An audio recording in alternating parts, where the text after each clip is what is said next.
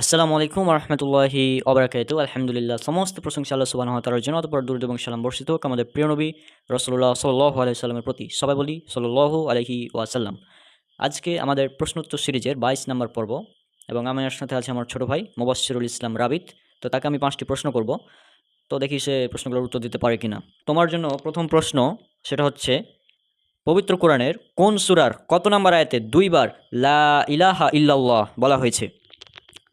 সূরা আল ইমরান সূরা নম্বর ৩ আয়াত নম্বর ১৮। হ্যাঁ, প্রথম প্রশ্নের উত্তর সঠিক হয়েছে। এরপর ২ নম্বর প্রশ্ন হচ্ছে যে পবিত্র কোরআনের কোন সূরাতে, মানে কোন সূরার শুরুতে বিসমিল্লাহির রহমানির রহিম নাই? সূরা তাওবাহ সূরা নম্বর ৯। ৩ নম্বর প্রশ্ন, সেটা হচ্ছে পবিত্র কোরআনে কোন সূরাতে ২ বার বিসমিল্লাহির রহমানির রহিম উল্লেখ করা হয়েছে? সূরা নামল।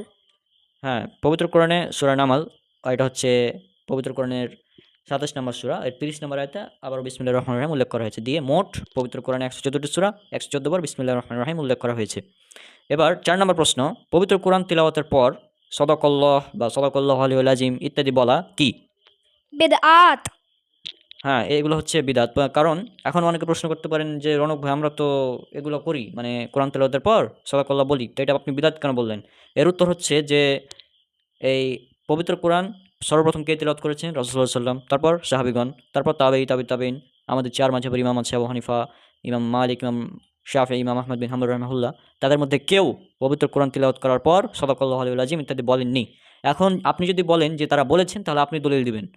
ঠিক আছে? যদি বলেন যে তারা রাসূলুল্লাহ সাল্লাল্লাহু আলাইহি ওয়াসাল্লাম সাদাকাল্লাহু আলাইহিল আযীম বলেছেন, তাহলে আপনাকে দলিল দিতে হবে। আমি বলেছি নাই মানে নাই। আপনি খুঁজতে থাকুন। তারপর ৫ নম্বর প্রশ্ন, কোন আমল বিদআত এটা চেনার উপায় কি? মানে আমরা একটা আমলকে বিদআত বলছি, এটা চেনার উপায়টা আসলে কি? যে আমল রাসূলুল্লাহ সাল্লাল্লাহু আলাইহি সাল্লাম এবং সাহাবীগণ করেননি, তাই বিদআত। বিস্তারিত জানতে বিদআত কেন বর্জনে বইটি পড়ুন। আমি যে কথাটা বলছিলাম সেটা হচ্ছে যে কোন আমল বিদআত এটা চেনার উপায় হচ্ছে যে আমল রাসূল সাল্লাল্লাহু আলাইহি ওয়াসাল্লাম করেননি, সাহাবীরা করেননি, তাবেঈন তারা করেননি। অর্থাৎ বিদআত চেনার সূত্র আমরা যেটা বলি, এটা আছে সহিহ মুসলিম হাদিস নাম্বার 1718, এবং এটা পাবেন আপনারা ইসলামিক ফাউন্ডেশন থেকে যে ছাপানো হয়েছে সহিহ মুসলিম, সেখানে পাবেন 4344, এবং হাদিস একাডেমি 4385। এখানে উল্লেখ করা হয়েছে মান আমিলা আমালান লাইসা আলাইহি আমরুনা ফাহুয়া রাদ্দুন। এখানে আম্মা জানা আয়েশা রাদিয়াল্লাহু আনহা তিনি বলছেন, রাসূল সাল্লাল্লাহু আলাইহি ওয়াসাল্লাম বলেছেন, মান আমিলা আমালান, যে আমলের ব্যাপারে, মান আমিলা আমালান লাইসা আলাইহি, নেই, লাইসা মানে নেই, আলাইহি আমরুনা, আলাইহি মানে আমাদের, আমরুনা মানে নির্দেশ।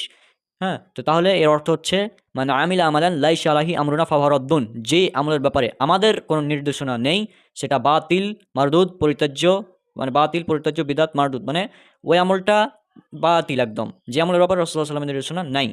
অর্থাৎ এক্ষেত্রে আমাদের বুঝতে হবে, কয়েকটি মূলনীতি জানতে হবে। এই মূলনীতি জানতে আমার বই যেটা আছে বিদআত কেন বর্জনীয়, এটা আপনারা পড়তে পারেন, এবং আমার এই বই ইনশাল্লাহ খুব শীঘ্রই বাংলাদেশ এবং ইন্ডিয়া ২ জায়গা থেকে প্রচার করা হবে, এবং এটার বর্ধিত সংস্করণ আসবে। এবং এটা আসবে কখন?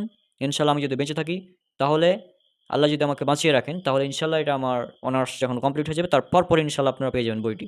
অর্থাৎ তার ২ থেকে ৩ বছর অপেক্ষা করতে হবে। তারপরে এই বইটির বর্ধিত সংস্করণ পেয়ে যাবেন। বুঝে গিয়েছেন, যারা পড়েছে বই তারা কিন্তু বুঝে গিয়েছে যে আসল বিদআতটা কী। হ্যাঁ, তো বিদআত চেনার মূল সূত্র হচ্ছে এই হাদিস, মান আমিলা আমালান লাইসা আলাইহি আমরুনা ফাহুয়া রাদ্দুন। আর বিদআতের পরিণাম জাহান্নাম, এটা আমরা সবাই জানি। তো আজকের এপিসোড আমাদের এখানেই শেষ করছি। ইনশাল্লাহ পরবর্তীতে প্রশ্ন উত্তর নিয়ে আমরা মাঝে মাঝে আলোচনা করব। আজকে বিদায় নিচ্ছি। সবাই আমাদের জন্য দোয়া করবেন। আসসালামু আলাইকুম রহমতুল্লাহি ওয়া বারাকাতুহু।